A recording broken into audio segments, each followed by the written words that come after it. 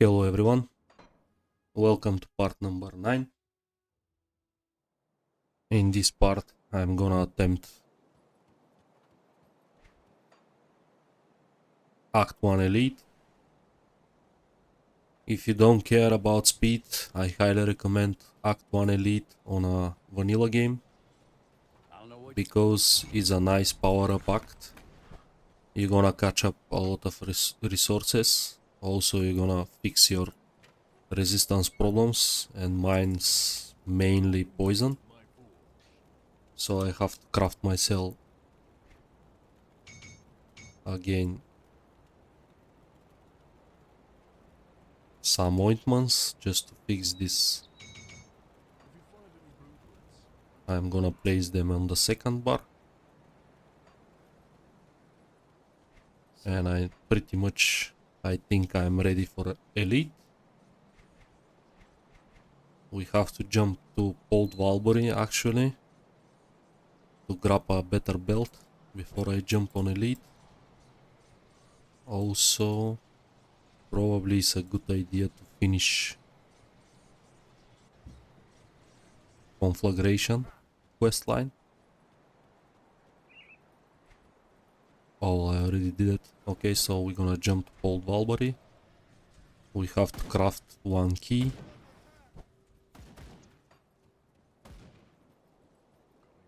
Skeleton key is quite expensive, usually I avoid to do that.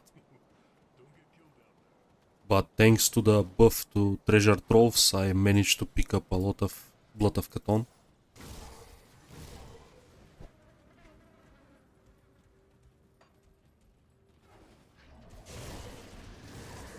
You can find Port Valbury here. Just be careful.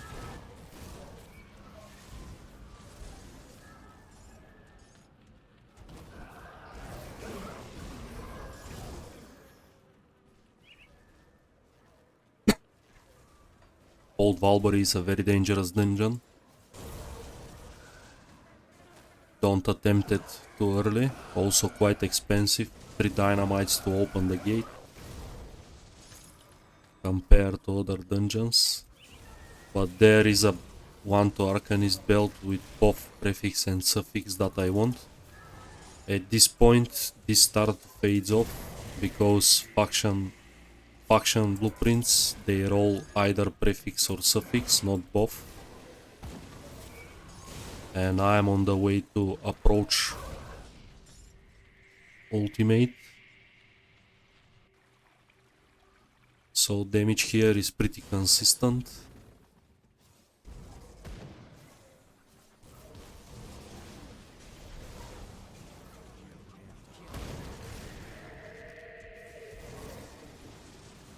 Mystic of the Ruin. This is also a nice farming spot to upgrade my helm.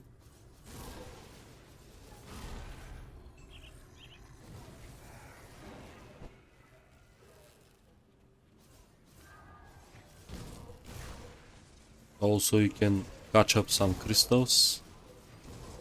On top of that, because I stick with Death's Vigil because I'm Necromancer as a secondary class. Actually, I'm gonna gain a lot of reputation here. I'm not sure if I need anything particular from them, but still it's very nice to have your reputations maxed.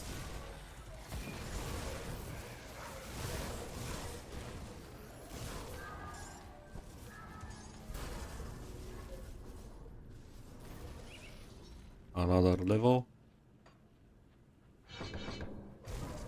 At level 58 I'm gonna be able to switch to flip the buff exclusives, and this gonna help me a lot with the survival ability because I already have 2 weapon procs.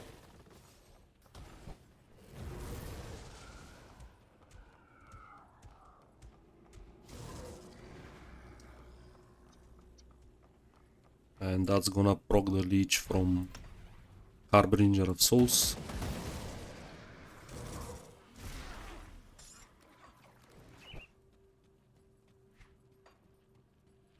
Of course, if you want more damage and feel comfortable, you can play Reckless Power, but honestly I think Harbinger of Soul is a better mechanic. Also, this was tested by one of the best softcore players.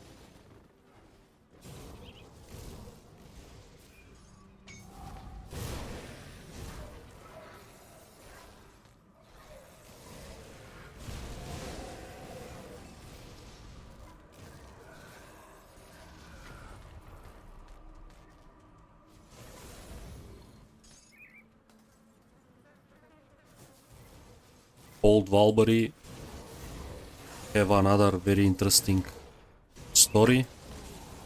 This is a very strategic place because all the deliveries comes from here directly to Malmut. So Ethereals have to somehow infiltrate Port Valbury in terms to reach Malmut and start to produce their army.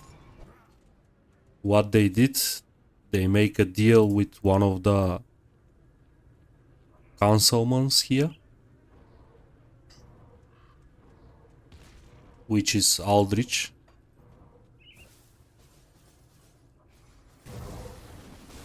They offer him a power and stuff, the usual stuff that Ethereals do. But they have to get rid of the mayor, the ruler of Port Valbury. But security was a top notch, so he was very well secured, and somebody warns him Ethereals plan to do something. So he triples his security and locks himself at his mansion. Van Aldrich was forced to hire a hitman, a very skilled assassin. Not much is explained about the assassin, he just fell in love with some girl of Port Valbury. This is pretty much all story about him. And after he plans this to be his last task. And after that he's gonna run away with her. And he finished the task, they killed the mayor. It's not very clear what happened to the assassin. But as you can see, Port Valbury is completely infested with Ethereals. So they won. But usually in all conspiracy theories, every single lead is deleted. So probably assassin was killed.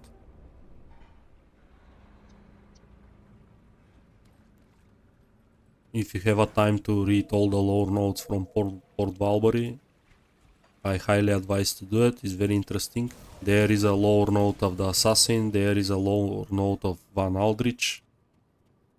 There is messages from Ethereals as well. But long story short, that's what happened here.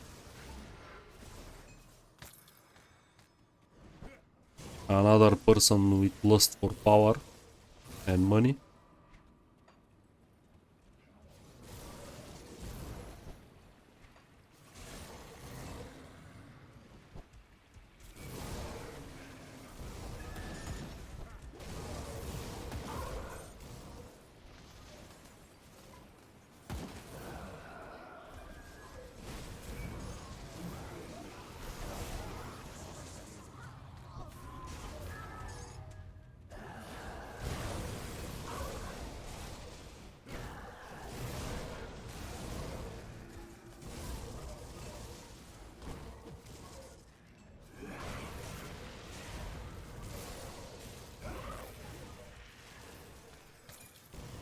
At this point our build is absolutely destroys normal. So this is the moment that we have to move to elite. But I just want this belt. So I have to look for one of the watchers. This is Igrat or Ugrat. It's not very clear how you have to pronounce this.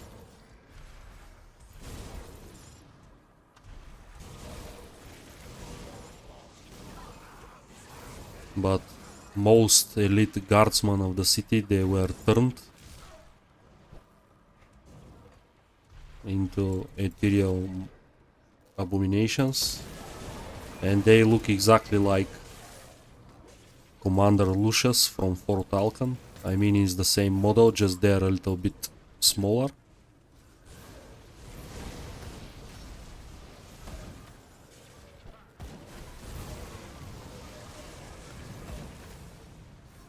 Port Valbury usually is a very video card heavy. Some configurations can handle all these lightings here and stuff. Keep that in mind if you play hardcore and this is too laggy for you. Just take it easy, slow. Don't rush like me.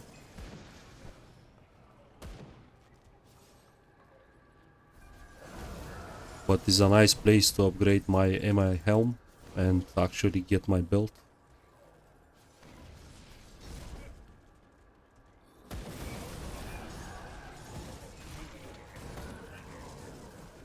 When you heard some voice, it's one of the watchers. This is Ordas. It's not the one we need. But definitely you can keep the belt if you don't play Soul Self-Found like me. It's a nice leveling belt. I'm not sure what orders drop, but yeah, this is demo belt that converts ether to fire. Not a bad demolition belt.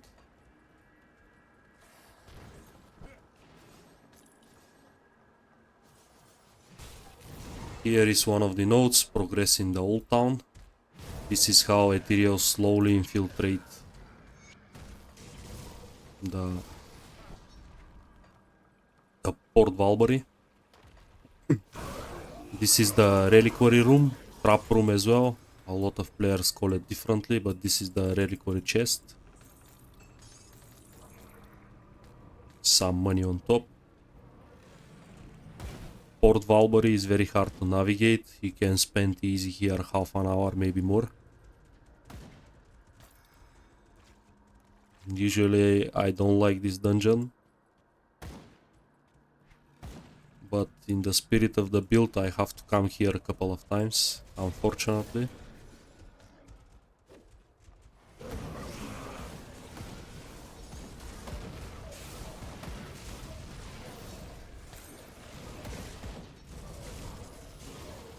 And I think Ugrat or whatever is on the second floor. I hope it's not on the last floor. As you can see, it's quite annoying to find the path. Sometimes you have to do a lot of detours, go back, and probably take this route.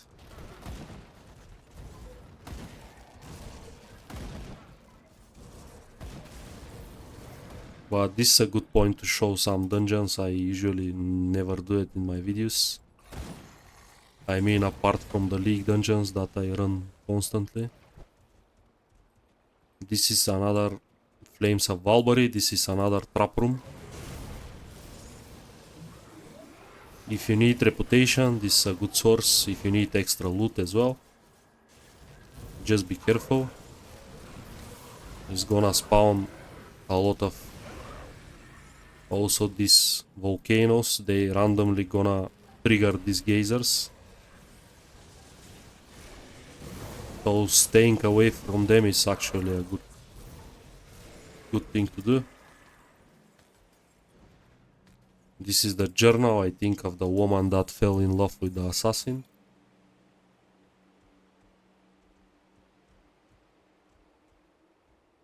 No, this is a random woman. Sorry. I think there is no journals from that lady, just from the assassin.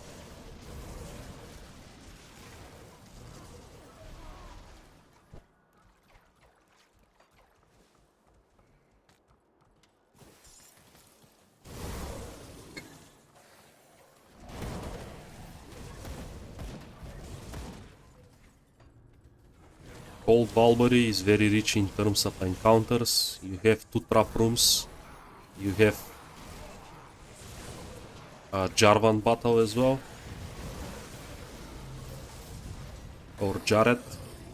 I forgot his name. but he drops very unique weapon, and that allows you to play a physical blade master. The encounter is here if you want. Just you have to cross all the way around here. You can snipe these guys.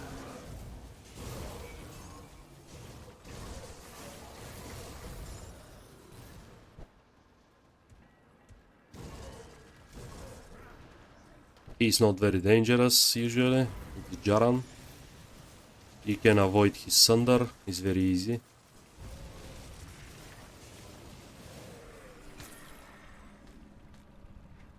This is Jaran.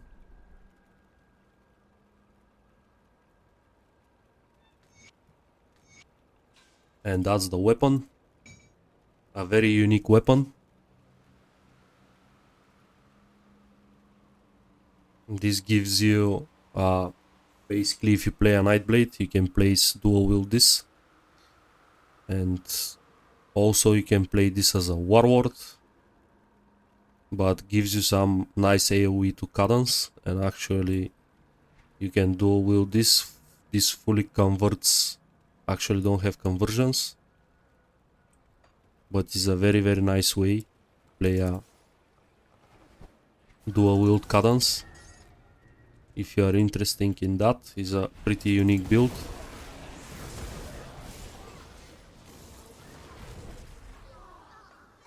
Here can be very confusing to go back to your original position.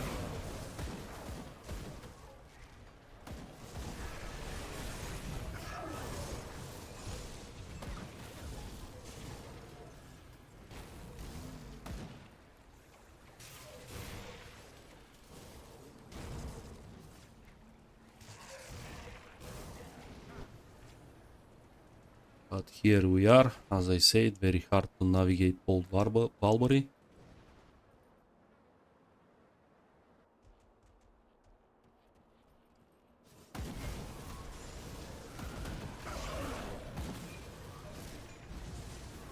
And now we're looking for Ugrad.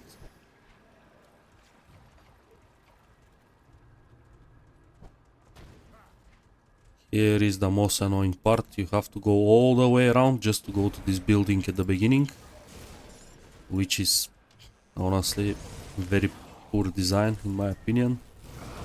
I have to do a full cycle just to get to the building at the very beginning of the map. Here is one of the spawn locations for the watchers. So this is our watcher.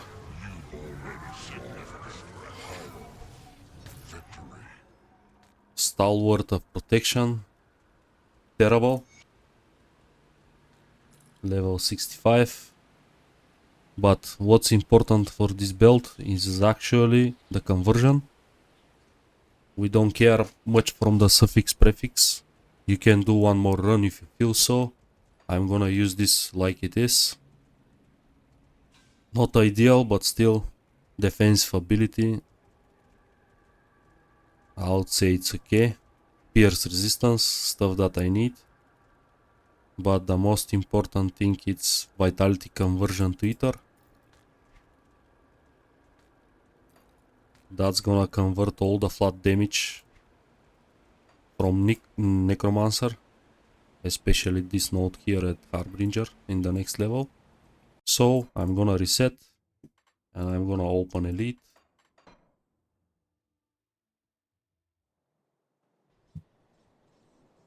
Here, the whole act of Elite, it's actually, we're not gonna need straight out of the bat our resistances. We can sell a couple of stuff. I'm gonna keep this.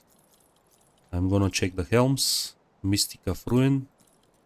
We have Aggressive of Ruin, so mine's better. This is double the armor, maybe worth a swap. I think I found a couple more of those. Actually, this is not bad armor. Vigorous protection.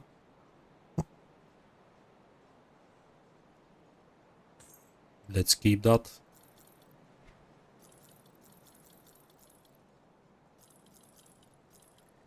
These are very nice gunner gloves if you play a gunner. This is probably the best leveling options. Especially if you're Inquisitor somehow, and usually you are, because top gunners build use Inquisitor.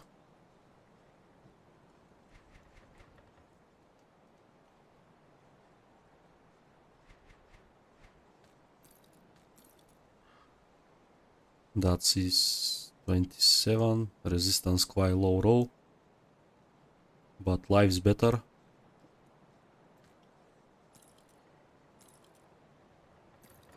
I'm gonna keep mine for now, and I'm gonna start elite.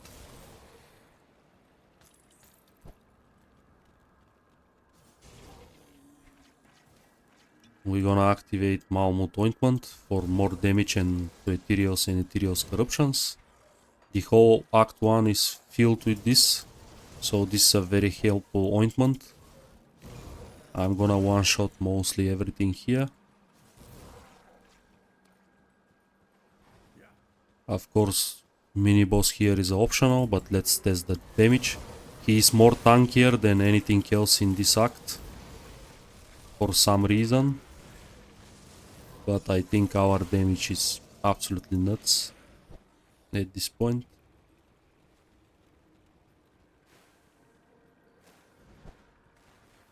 We can just move forward to the objectives. We don't need so much kills.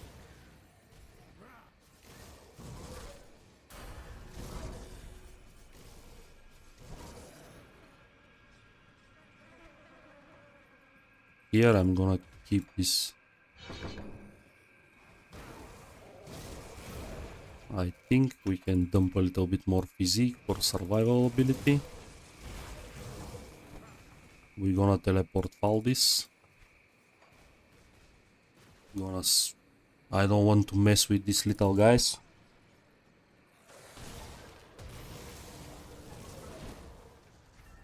Also, I have to keep an eye on my poison resistance. It's the only one that's bad. But usually Act 1 is just a warm-up act. It's not so dangerous, even in ultimate difficulty. If you're well prepared, you can't die basically. You have to do some real terrible mistake. But as I said, for a couple of reasons. Another trick that you can use. You can drop this on the ground and you're gonna receive the attribute point for buff difficulty.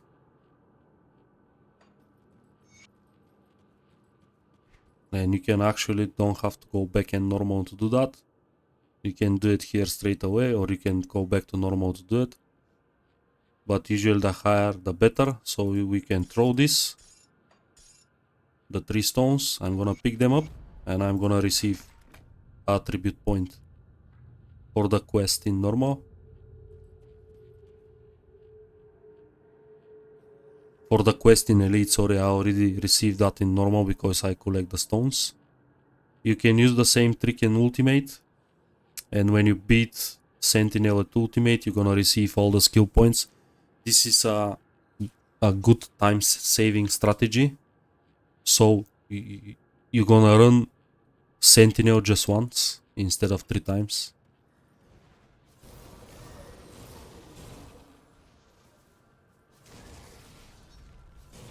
I can do that again now at ultimate. I can just reset the game, go at ultimate, drop them on the floor and get another attribute points for free without doing the quest line, without killing the guardians.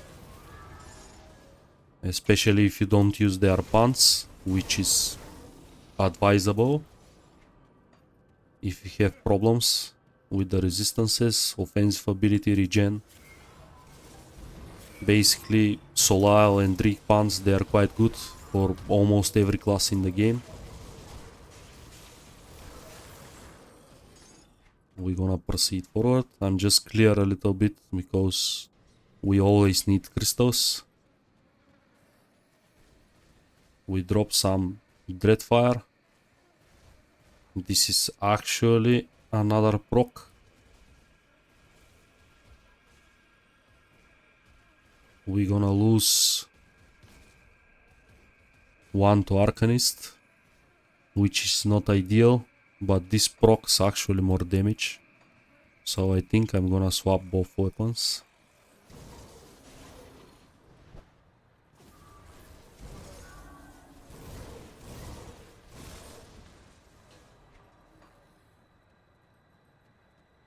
More procs, more damage. Also this procs comes with a resistance shred and 3 to spectral binding, so it's actually a good weapon.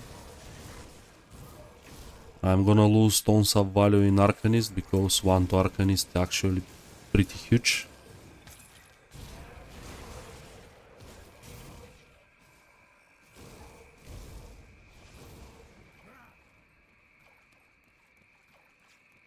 We're gonna do all the quests to catch up some experience. 58 is kinda low for ultimate. The bare minimum for me is 60. We're gonna kill all the slits. I need just a better version of Slit Primal Ring. It's a nice resistant ring.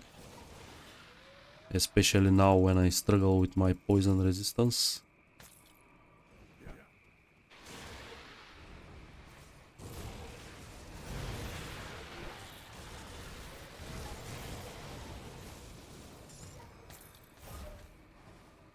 We take damage mostly from poison pools and ether pools. I would say we sustain very well at the moment. There is a heroes here.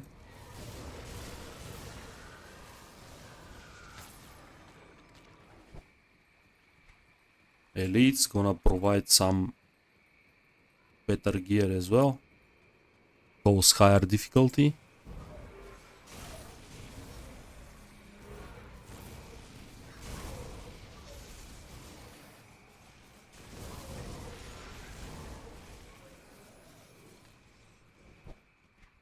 Let's check. We have just one talisman. Not ideal.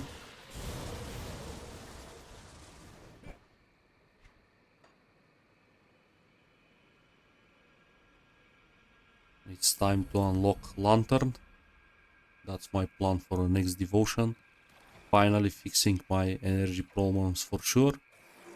So I can max the whole 183 without being afraid of constantly get out of energy.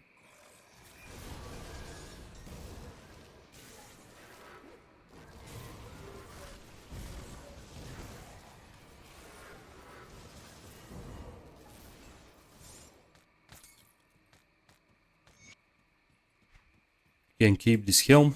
If you have ether resistance problems, you can equip that before Creek, sorry, and you're gonna be fine.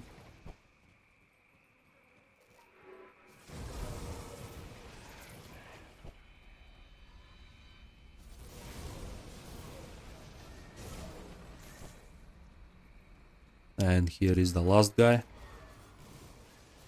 We're just gonna burst him down. Easy peasy.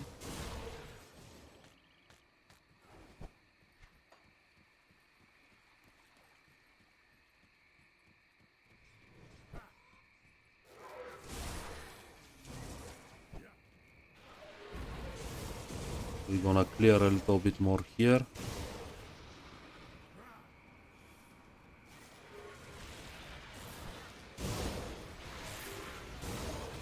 And that's our primal ring. Is secured.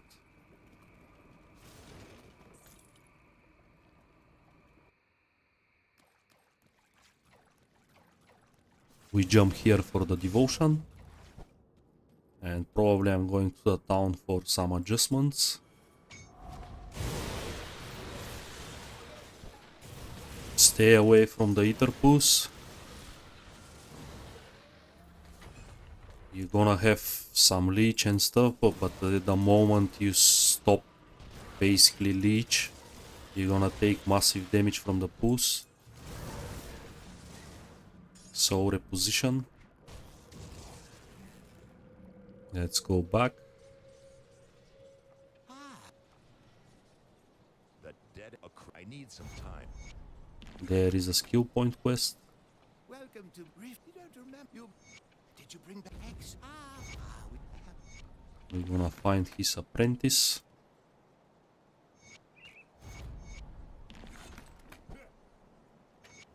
But the most important thing I want at the moment is reach the spirit guide so I can flip my... Greetings, child. My knowledge of spirit.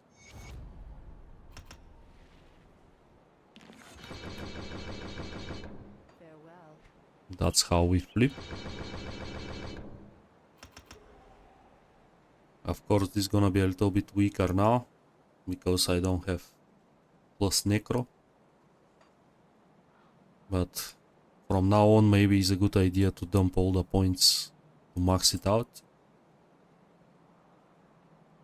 Because this is one of my main sources of sustain from now on.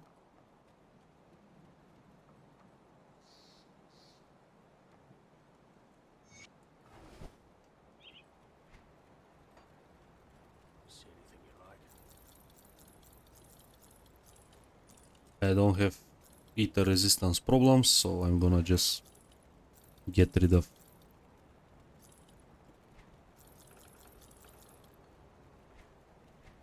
Put it to good use.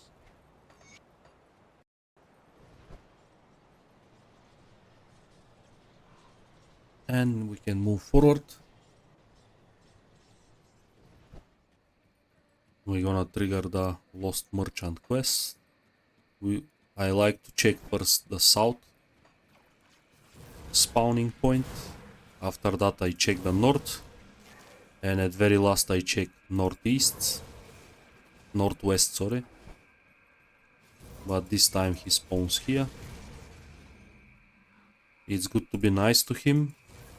Otherwise we're gonna sell his stuff more expensive to you. And he's a very important vendor. Because after Mammut attack, the other one dies. Next to the rift gate, so it's a good to have a merchant position close to the rift gate instead of, because Devil's Crossing is a very strategic when you play either this act, Forgotten Gods, because you can easily teleport here, sell your stuff, teleport back. This is another time-saving feature.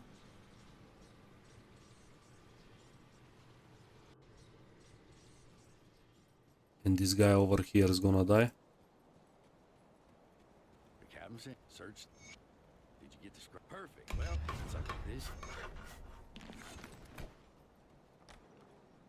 I'm gonna fix the water pump now, killing Villut.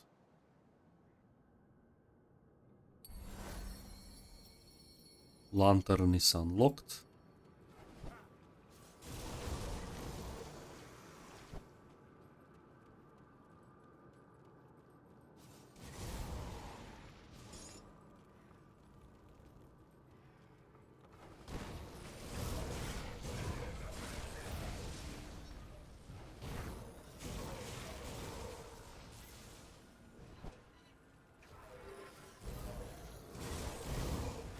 We are hated with the Ethereals. This is gonna lead to more spawns. And here is ideal moment to switch for a poison ointment. Because as you can see, these guys, they deals a lot of damage to me. And actually pack of spiders can one-shot you with such a bad resistance.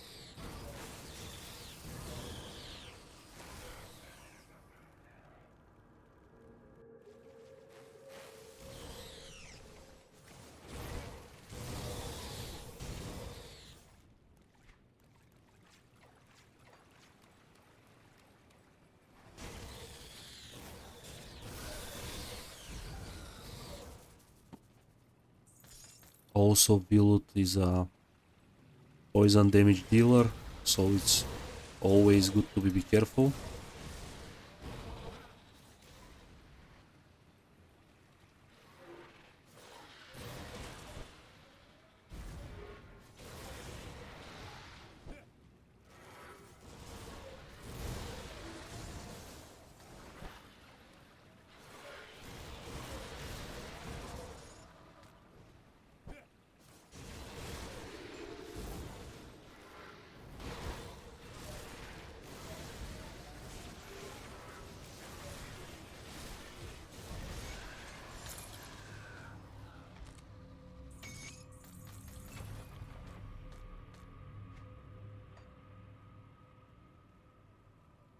I think my energy problem's not that bad at the moment, so I'm better idea is to go for Korvac for more sustain and more damage. There is no much ether devotions in the devotion tree, so most ether builds they pick Korvac because of the old damage and crit multiplier. Also, the proc is very nice, comes with offensive defensive ability shred. So this is maybe the only options when you play ether build, because as I said, not much of a devotions that provide damage. And this life is actually nice.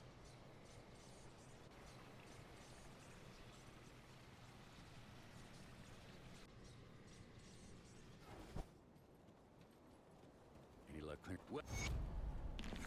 We fix the pump. Let's jump to Witchmire to grab a Vilut, not Vilut, Slit Primal Ring.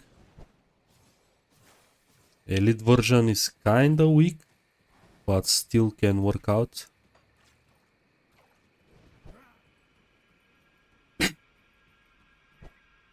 Check the vendor as well, sometimes he sells rare components if you're short on something. Okay, let's check. 18, 18, 18. At this point, honestly, I don't think I can swap any of my rings. They are quite good. Especially, this is 20 level ring, but are all harmonious.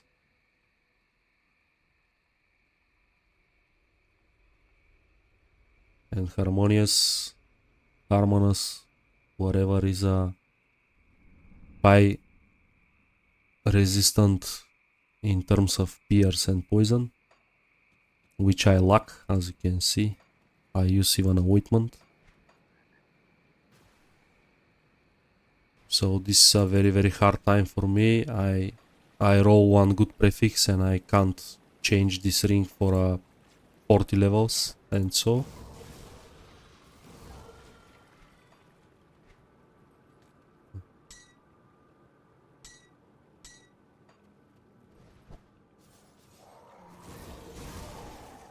But I think I have to do it at this point.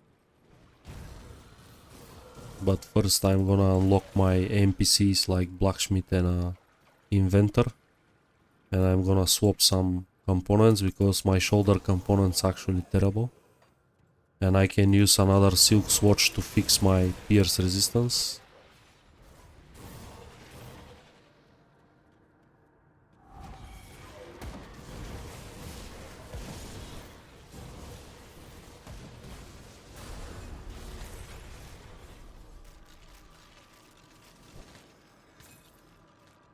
Prismatic Diamond is actually a pretty nice find.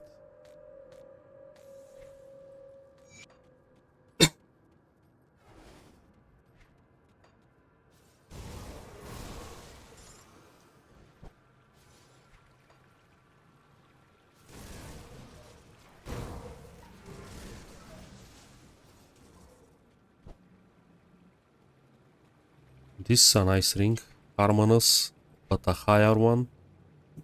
And ruby ring, I think it's a life regen.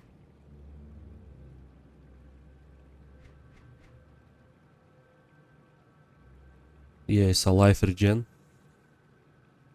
Not a bad ring at all. Definitely I can swap. And that's gonna fix a lot of my problems. Also, that offensive ability is just nuts. Also, I'm gonna lose a little bit of life, probably. But this is a very very good drop. Let's check the right one. No, definitely I have to swap this one. And if I use another silk swatch, that's gonna fix my pierce resistance.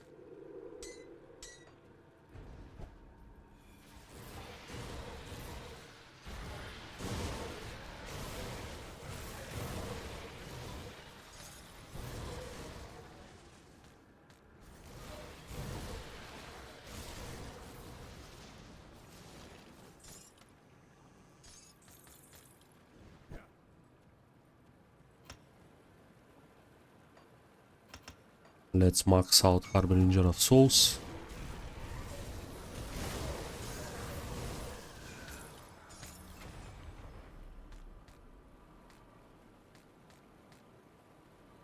Another point Korvac. That's gonna give us energy regen and some life. This boss, just hug him and you're gonna be okay. Use Mark of Torment to reflect all the damage he does.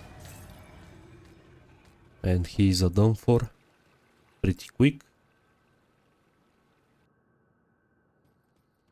Spellbinder is one of the best masteries in terms of cooldown sustain. If you manage your cooldowns, you're practically immortal for most part of the game.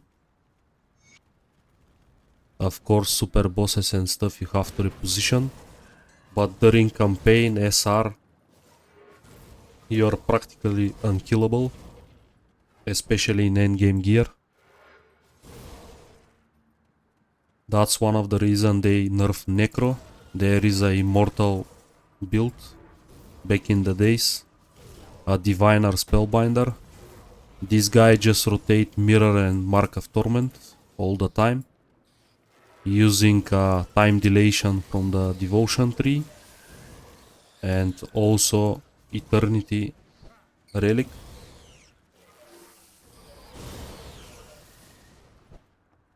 Move along now. If you're curious why they nerf Necro, this is the reason mainly. The class itself wasn't that good, but the combination of Arcanist and Necro was a god tier.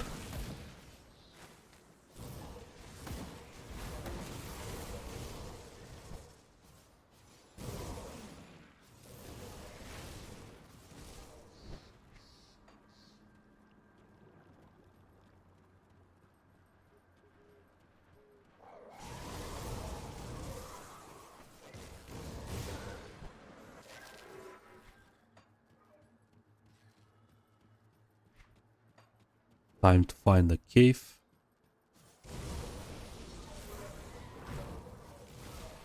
We do a little bit more kills because I'm very far behind with the experience.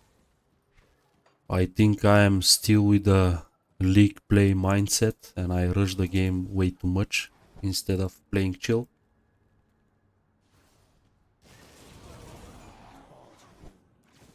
Here we have the extra spawns from the Ethereals. Usually in normal, you're not gonna find this Ascendant Mage here. It's mostly zombies and Ethereals corruptions. But when you progress your infamy, you got extra spawns. This bar over here. As you can see, I'm hated with them recently. And that leads to this mage spawn here.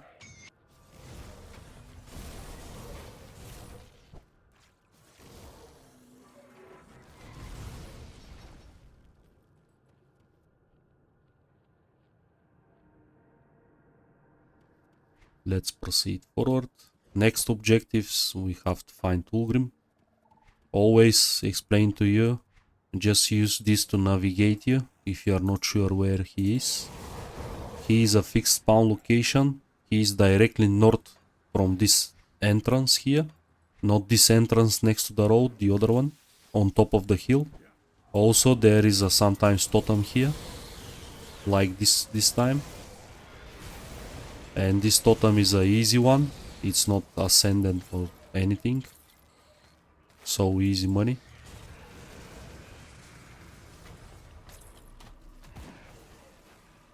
At this point we want to hit every single totem. They gonna provide better loot and you never know what you're gonna find. Here is Ulgrim. Just teleport him. Another fun fact about Ulgrim, he is inspired by very old Steven Seagal movie. The movie is called Under Siege. I think it's from late 80s or early 90s. I'm not sure. I have it on a VHS back in the day when I was a kid. And in this movie, Steven Seagal pretends to be a chef, a cook, like Ulgrim here. But at the end, he end up a Navy SEAL, a pretty badass, explosive expert, martial art expert, that kind of stuff. And he deal with whole bunch of commandos in some sort of ship.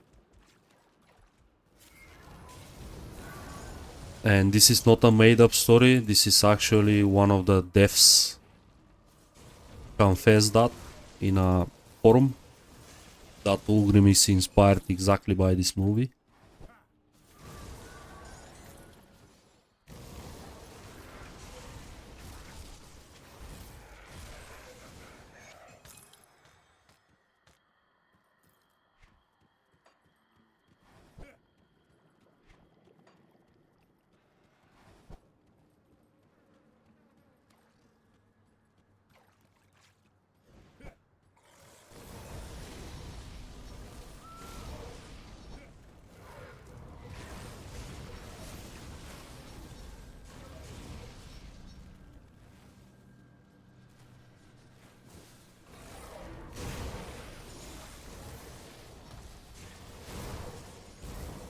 Be careful with these zombies, they explode.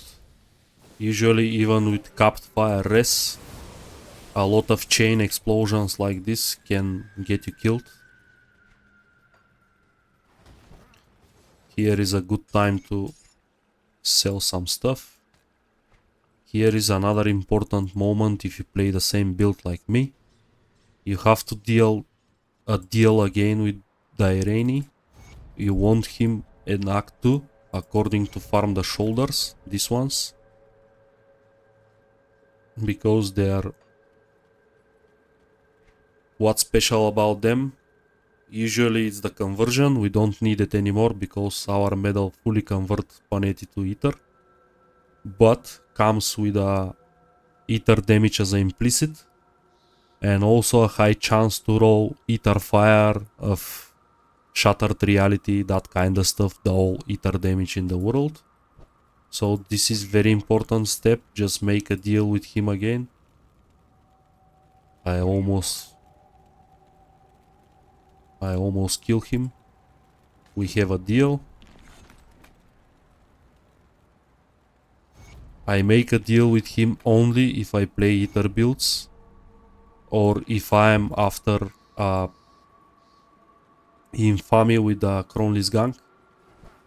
This is the only time I make a deal with him. Let's check what we got. We don't care about guns.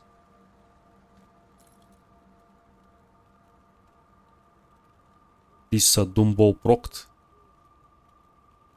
Actually not a bad gloves. Better elemental resistance than mine. I'm gonna lose some stats, but I think it's time to think about armor at this point.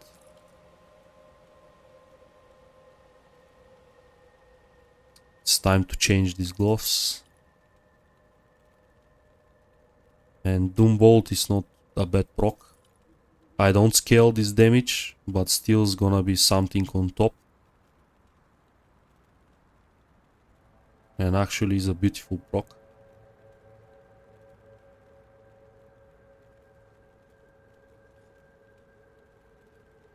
This is another not bad amulet if you play Ether build, especially Arcanist.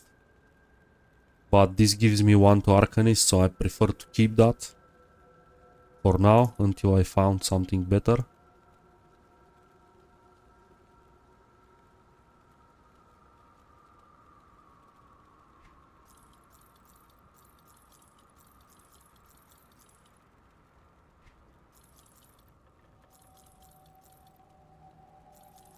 We need stone effigy as well, an upgraded version.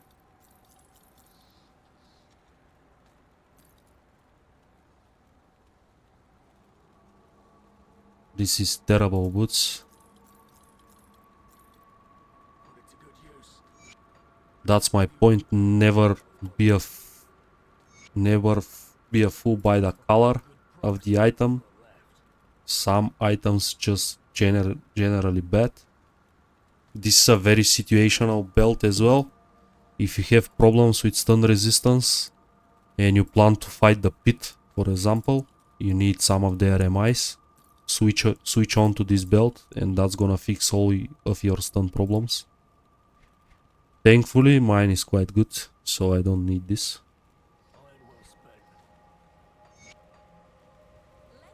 Also, I like to, when I play Ether builds, to look like one of the high five from the circle of five. Not much information about them, but circle of five is on top of the ethereal hierarchic system. And this is how they look. This is part from the loyalist pack, the last one, the number 3, I think. And finally, you can change your head to look like something different, not the basic model. So it's quite nice. But I have to reapply my ointment.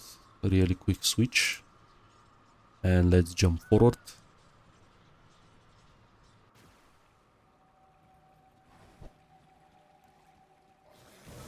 Time for the waterfront.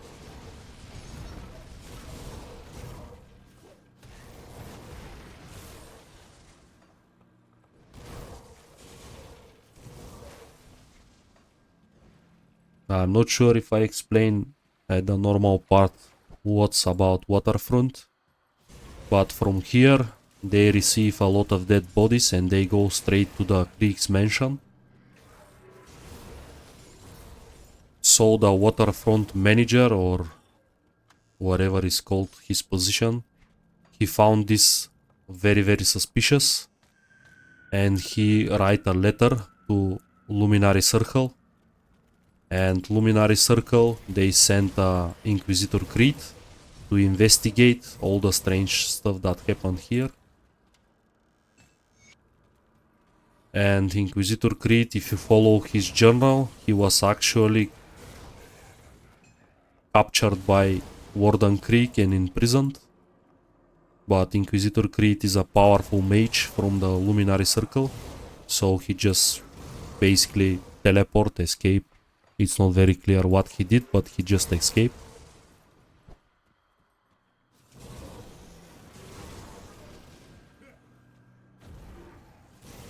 That was the Doom Bolt. You can see it's a little bit extra damage on top. Can one-shot most of the trash. Unfortunately, we don't scale this type of damage, but Doom Bolt comes with reduction to life, so on a tougher enemies can put some serious damage.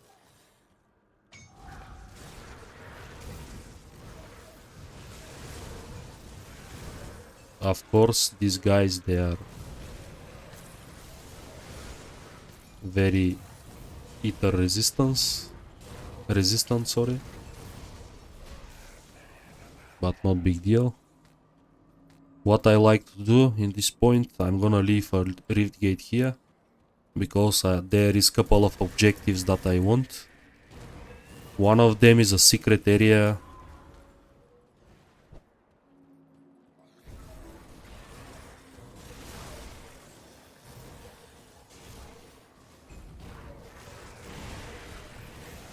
that contains in elite and normal. This area have a not normal, sorry, elite and ultimate.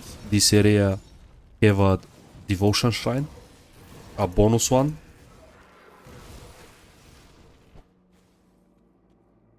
In normal is just an extra area with some loot and stuff, but actually in elite and ultimate, if you don't have max devotions, it's worth to go there. We got 2. It's time to get Korvac. Now it's a big decision. I usually leave proc for late. I don't need it right now, but all this damage is gonna be nice for me. Okay, we backtrack. First, I'm gonna save my inventor.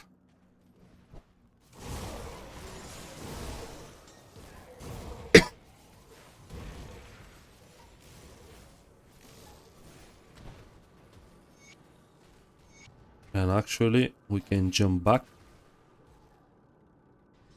Now we have all of our NPCs. I can do some adjustments.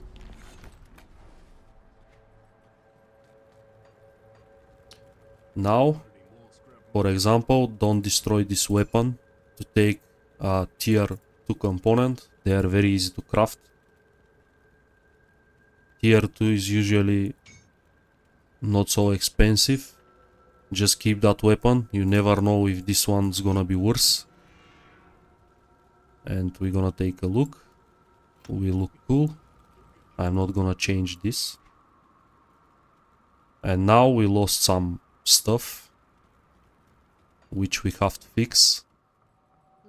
So I don't need this overcap. I'm gonna take a point from here. Stay strong. We need 12 out of 12 at least during leveling.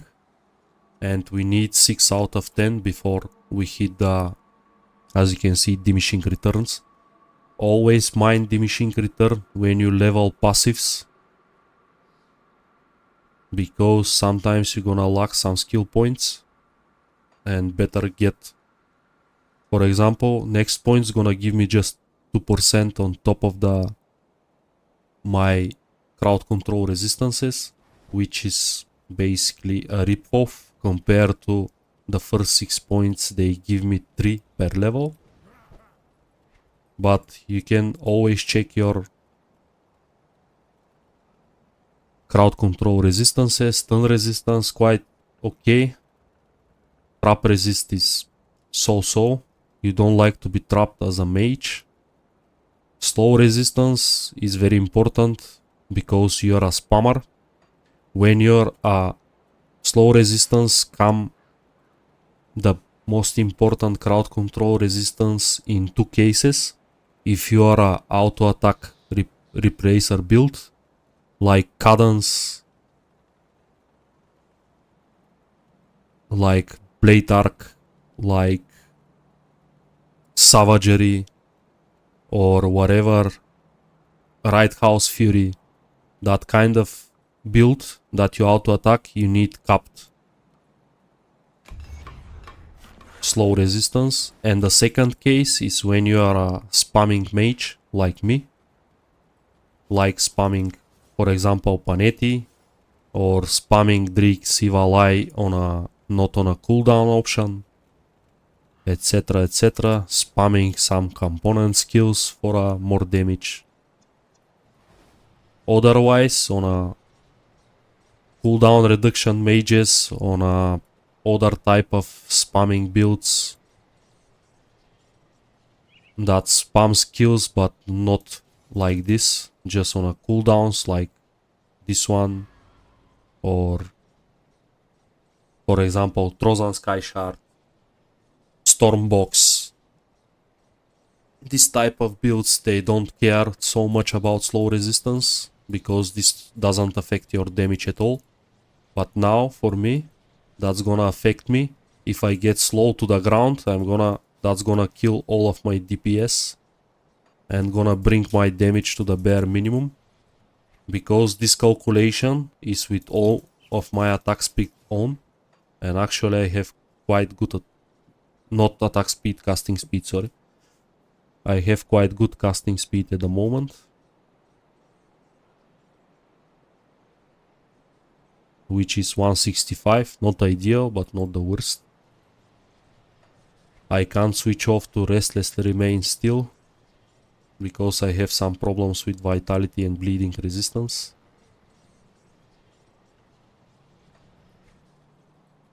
Also, it's time, I think, to change the ring, how we plant.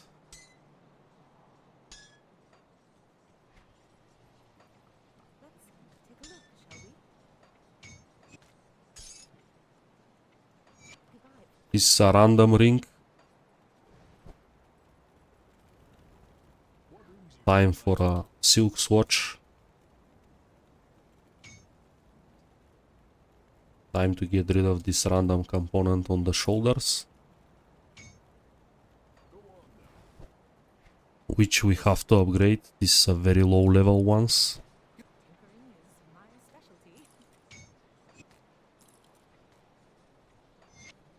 Now my pierce resistance not ideal, but I think we have pierce resistant augment. Yes, we're gonna put that on the weapon, and we are at the 75 mark, which is not terrible.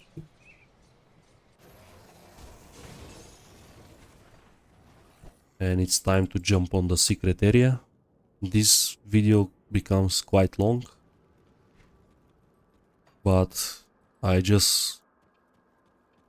Act 1 is one of my favorite acts because it's a power-up act. I can chill, kill zombies without so much stress. The next act, they are quite much more dangerous. But I like games that I put at least the first act as a trial act, just to get familiar with the game and mechanics. This guy is quite interesting as well. He's crazy. After the Grim Down, he lives here with this doll. Pretends that's his son. He's totally nuts. He even feed the doll. And if you spoke with him, he refused to leave his house. He's happy here, but unfortunately he's gonna attack you. That's why usually I don't spoke with him. I don't like to kill people with mental issues.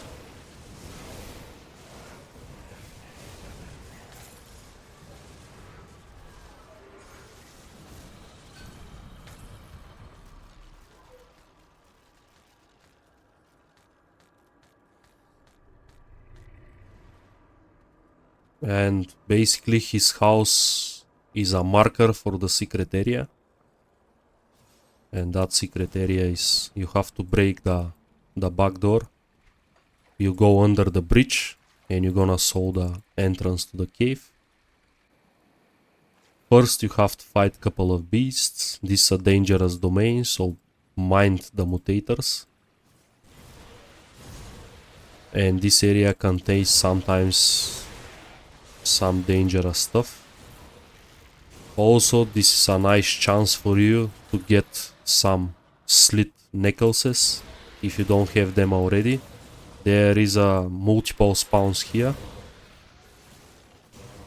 but you have to be extremely unlucky if you don't get 3 at this point. But that happens several times to me. This area is completely optional, but I like the extra devotion shrine. And that's why I play Act 1 Elite, so I'm gonna take all of them, all the necessary ones.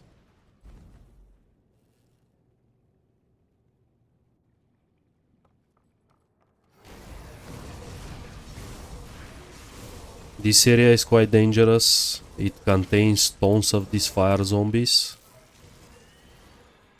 If you are some sort of squishy build, you can see if you charge them, you're gonna receive massive chain explosion damage from all of them.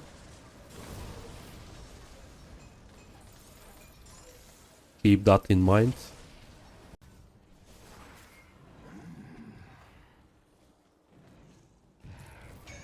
Here is the shrine. Be careful with this reflection. How to deal with reflection mobs as a necromancer? Just use your Mark of Torment, and that's gonna reflect all the reflect back to them. Very easy. Necromancer have advantage against these users.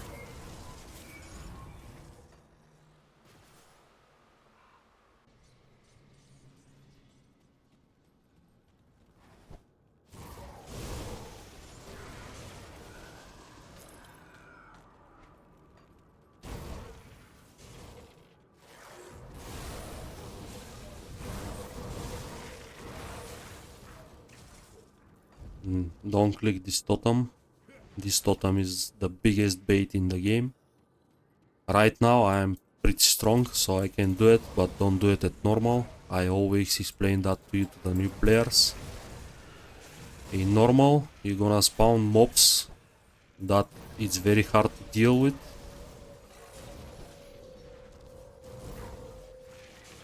Because you don't supposed to fight these guys before Fort Alcon, even before Malmut.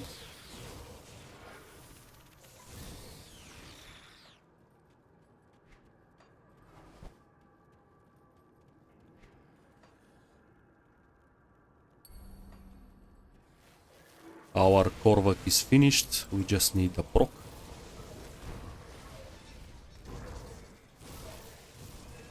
Which gonna give us more utility with this offensive and defensive ability shred. This gonna make our defensive and offensive ability much more effective.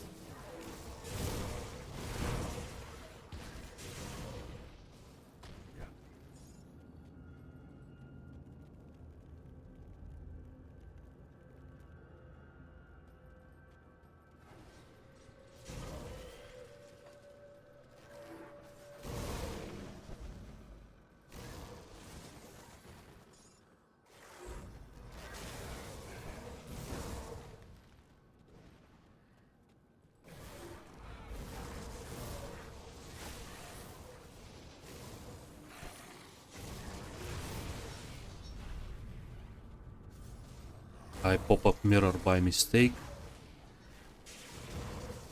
This is a muscle memory. Usually on number 3 I keep buffs like pneumatic burst or aspect of the guardian, blood of Drake or Vigor. So sometimes accidentally I pop up 3 without particular reason. Here is a very good time to catch up some crystals.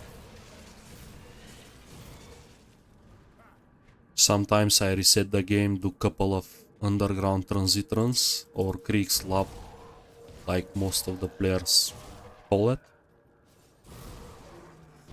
Because you can easily get 20 plus crystals per run. And this is probably the best way in the vanilla game. Here we got a reflective mob, immediately mark of torment. And this is gonna reflect all the reflect back to him.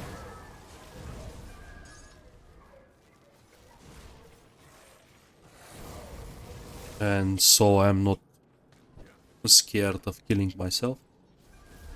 Especially on a high burst build like this. You're gonna easily put yourself in a dangerous spot if you attack constantly a reflective mob.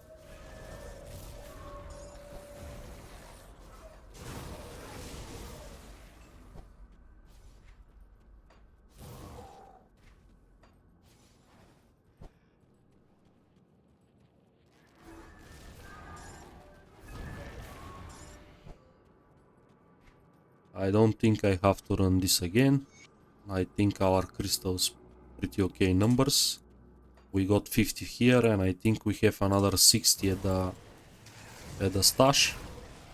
100 at this point is quite okay. You can always come back to elite and farm here.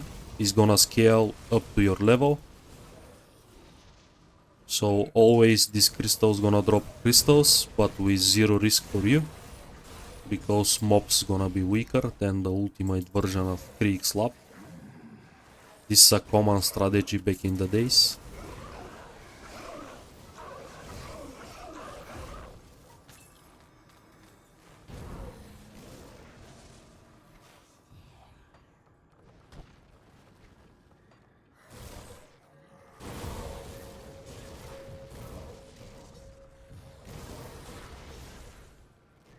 At this point, I think it's time to finish Creek.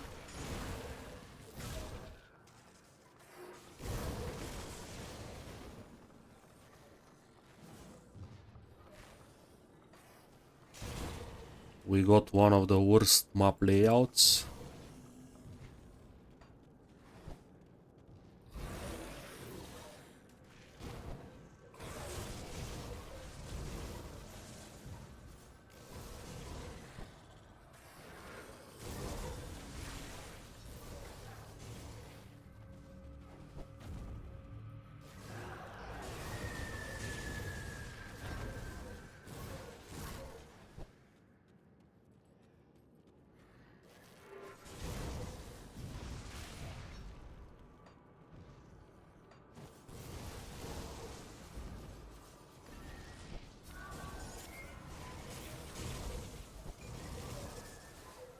Here I usually clear all the crystals. I don't care that much about the boss. Usually he is very tanky, sometimes I skip it. But it's a good time to check the build damage output. Actually was a pretty fast kill. And now it's time to face Krieg. That's a good moment to swap my augments for this one. Now I can deal extra damage to him and I can be a little bit more tanky. Krieg, just hug him and you're gonna kill him. He's dangerous from a distance. But usually if you're ether resistance cap, it's very easy to deal with him. He doesn't have enough burst damage to kill you in melee range. But his crossbow skill deals a lot of bleeding damage and pierce and can take you down pretty easily if you get hit by all of the projectiles. So keep that in mind. Just with a good armor values and a max ether resistance, he's one of the easiest boss in the game.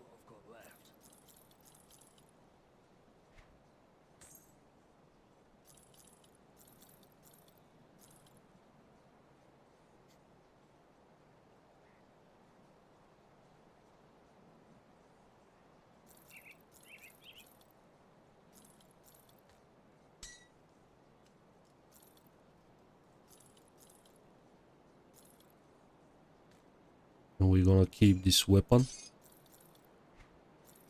It's good to have options. Groundbreakers, terrible boots. This is a nice defensive gloves. It's gonna give you a proc that's gonna keep you alive on a 6-second cooldown.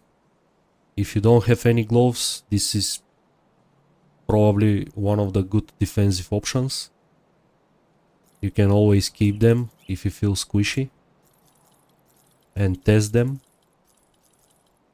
Not everything is about damage in this game, remember that.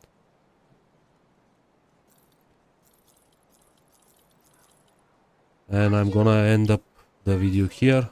Thank you everyone. See you next time.